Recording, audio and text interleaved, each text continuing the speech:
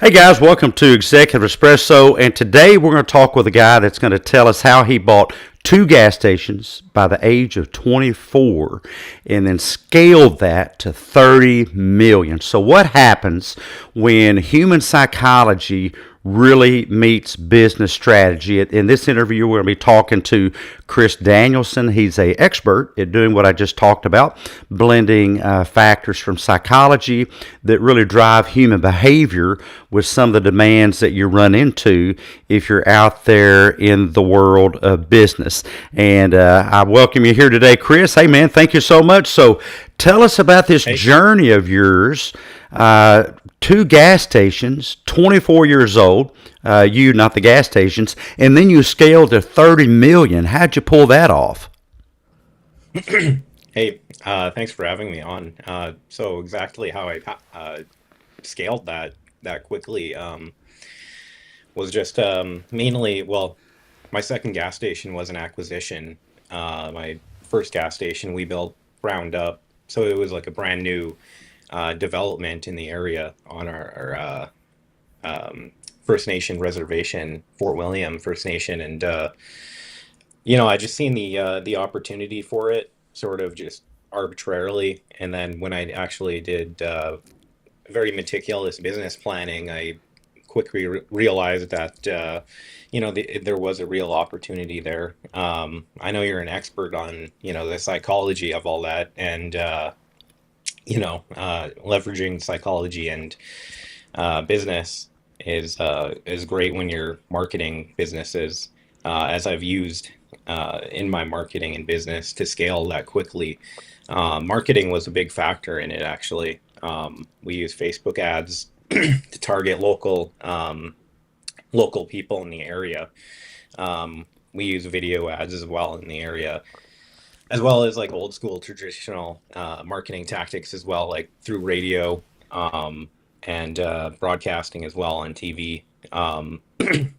So that was sort of like the short, easy answer is through a lot of marketing. I grew it that quickly. Word of mouth only gets you so far in business. So you really got to leverage marketing and use psychology as much as you can and learn about it as much as you can when it comes to marketing as well.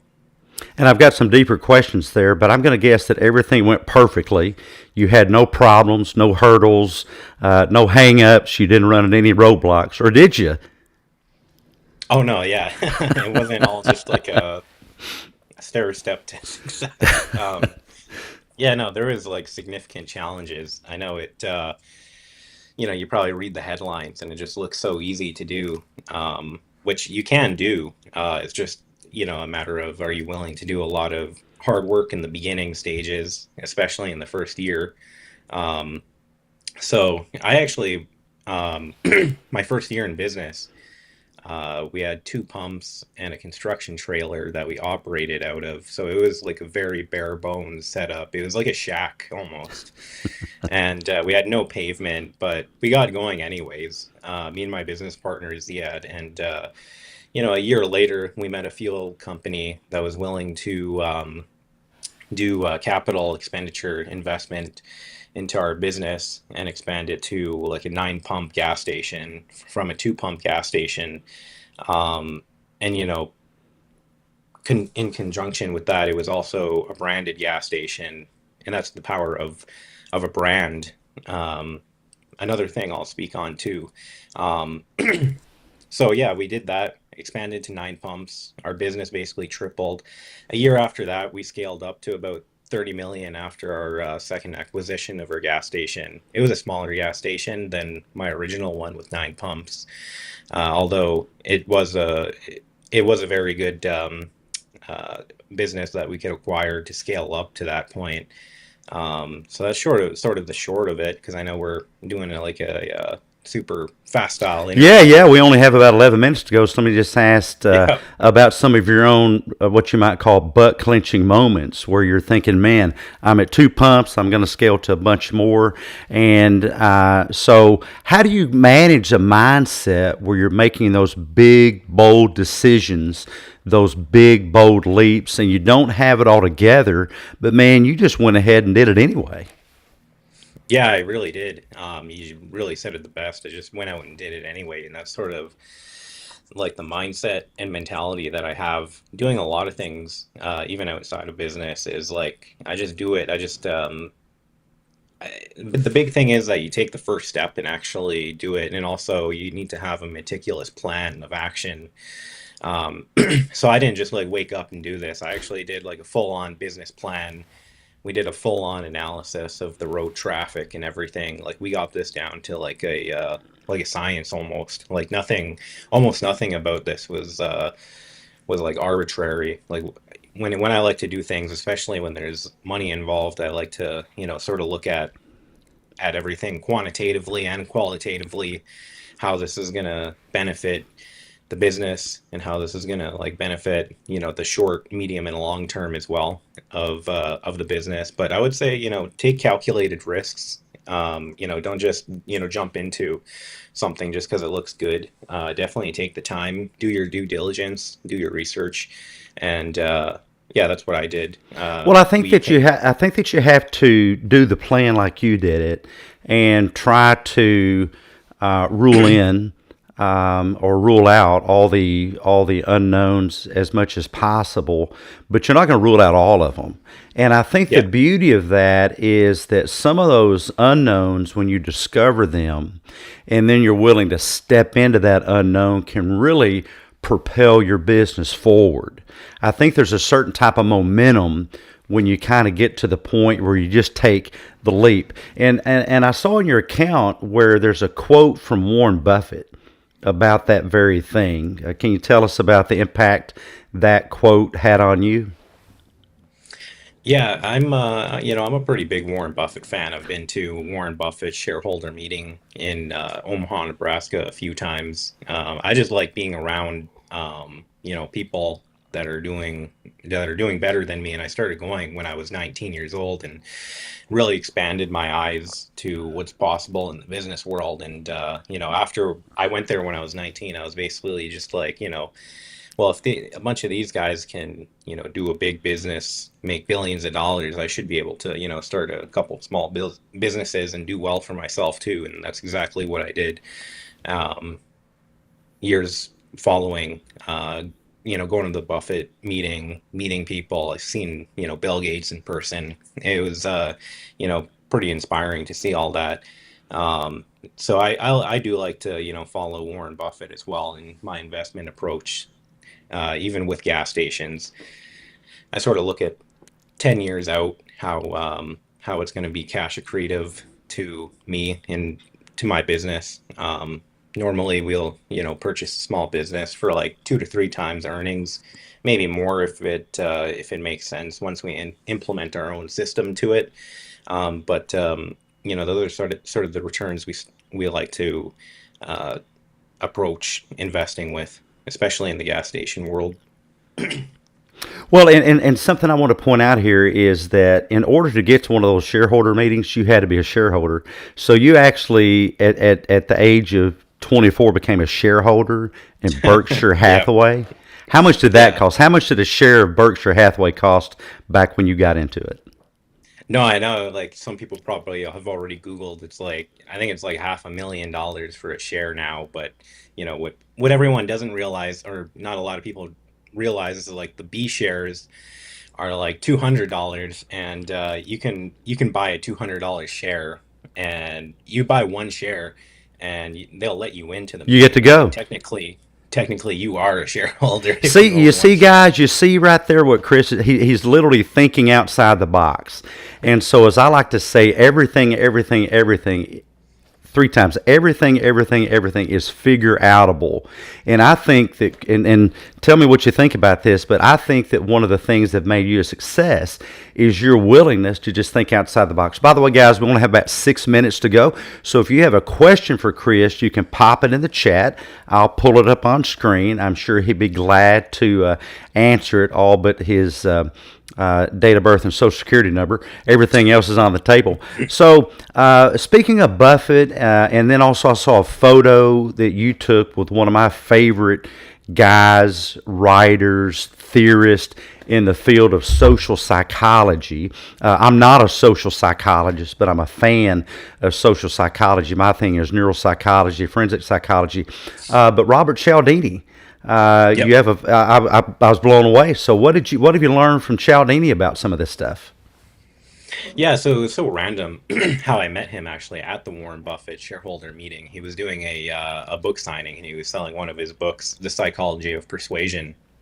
And I didn't even realize it was the authors there because I think it was like one of the authors was doing a book signing there, and I just thought it was like an employee, and then I looked, and I forget the author's name of the essays of Warren Buffett, but he asked me if I wanted a signature, Steve and Anderson, I think. yeah, yeah, that was him, I and interviewed him. He's a fascinating guy. he is, Yeah. yes, I met him, and I was really surprised that the authors were there as well. So I got a signature from him, and then I moved on, and that's when I realized these were actually the authors. And I seen Robert Cialdini, Psychology of Persuasion, and that was the book I actually read before I did a presentation on it. I remember back in college, and yeah, it was interesting because that was sort of my first major psychology book that I read. That I realized how big of an impact psychology has with marketing, and not only that, but your day-to-day life. So I spoke with him in person about that, and I spoke specifically about one attribute that he talked about in the book was the word because like a very primal word that basically determines survival on a super basic level. The word because, and I don't remember every reason why that is, but it was basically he explained in the book that there's certain frequencies of like a mother bird in a nest. If a mother bird makes a certain sound, all her babies basically will come and eat. And so basically, that the word because is the same thing in just the human realm. And he did a study in the book. If you ask somebody to cut in line, say at a printer in college, you could be like, "Hey, can I cut in front of you because I have class in 10 minutes?" And there's actually a 90% correlation that people will let you in front if you explain the reasoning why you need to go in front of 10 people in line. And they did it without saying because, and I believe it was only 60% allowed you to actually go in front. So basically, you increase your odds by 30% by just learning those small things. It's amazing. One of my favorite quotes, it really based in social psychology, is the confused mind says no. I'll go a step further and say the confused mind runs away. And so, really, when you're selling, you're giving people a reason to not run away because they're going to view what you have to sell as potentially a threat to them until you give them a reason to not run away. And one of those things is, well, what you just said, give them a proper because, and then you may just find yourself making a purchase. Angie, thank you for being here, stand-up comedy and robo-taxi owner. Always good to see Grandma Angie here. Thank you, other guys, for listening. We have just a couple minutes, and so let's dive into just a few brief questions here. What are some tips that we would leave our audience with on if they want to get started doing a business as far as mindset? What are some early on mindset tips that can help them just get out there and go for it? Yeah, if you're like basically at the very start and you basically only have like a desire to, be an entrepreneur or start a small business, and that's all you have is desire, but you don't have the knowledge and know how to do it, is I would find somebody that, is at the top of their field, and I would learn from them, whether it's, anyone online that you can find, or in person. I joined a lot of sort of just the like YouTube channels. Like I didn't have an in-person mentor when I first got going, so I basically used the internet as a first resource, and books as well. I read a lot of books when I was first starting out, especially when I wanted to do business. So I basically just read a lot of books about entrepreneurship, and I did a lot of research online as well on finance.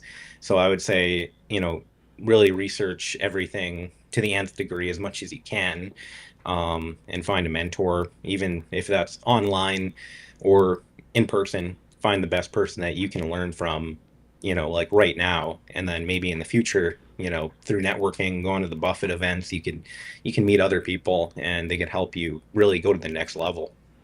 And expect a yes, not always a no. The worst thing that people can say is a no, and then you're just going to the next person. So I've been amazed when I read about people that reach out to some big names that actually give them a few minutes about how they leveraged whatever resources to gain the kind of success that you've had. And so don't hesitate to ask. All people can say when you ask is no. And I had a high school friend of mine that was in the fireworks business, and he wanted to put his fireworks tent on the Walmart on the parking lot of a local store called Walmart. He called this guy. Finally got in touch with him, and the guy said sure. And he went across the nation putting his tents on all the Walmart stores that he could manage, and that guy's name was Sam Walton. He actually got to talk to Sam Walton just because he kept calling and he did not give up. So here's to you, Kris, for not giving up. And so what's your current biggest? I always like to ask, what's your current biggest mindset struggle? Personally, what are you struggling with yourself? Because even though you've had your level of success, I don't want folks to think that you get to a point where you just don't have struggles. So what is yours? Yeah, no, it's a good question, because everyone does have a struggle, whether it's big or small. And yeah, I would say mine is, my biggest struggle is um, maybe like thinking bigger at this point is my struggle, because there's not a lot of people doing what I'm doing, so I sometimes struggle in about thinking big about things and what I'm going to be doing in the next 15, 20 years. Because 15, 20 years will come, and it's better to think about things now rather than later. The best time to plant a tree was yesterday, or what was it? Is it was yesterday? So Yeah, I plant it agree. today. I agree. And the wonderful thing about that I found is if you don't have to figure it out. You can think about big things, and you don't have to figure it out. I was reading a quote by Stephen King on his process for writing novels. Is he just wrote? You can't edit and create at the same time. So Yep. create, and then along the way, your brain will edit and give you the answers along that pathway to the big things. How can folks get in touch with you? Tell us about where you spend most of your time out there, where folks can reach you on social media. I spend most of my time on X or Twitter. You can find me there, KCCJ12, or you could find me on Instagram as well, Kris Danielson 1011. Other than that, I am on Facebook and stuff, a little bit less active, but those are the two main platforms I use. And even back to that one question, to add on it real quick, yeah, and I basically struggle with thinking bigger at this point, because when I first got going, like as is right now currently, my business plan is fully executed. So now I need to come up with a bigger plan of action and execute on that now too. Yeah, because it's big jumps to different levels, and different levels require a different type of thinking, and you can be Yep. successful to this level and then kind of flounder until you develop a new way of thinking to the next level. And so it's really constant growth. It's really move or die. Life, business, move or die. Kris, thank you so much. Hey guys, Thank you. thank you for joining our Executive Espresso. We'll be back next Friday, same time. Have a great week, everybody. Thank you.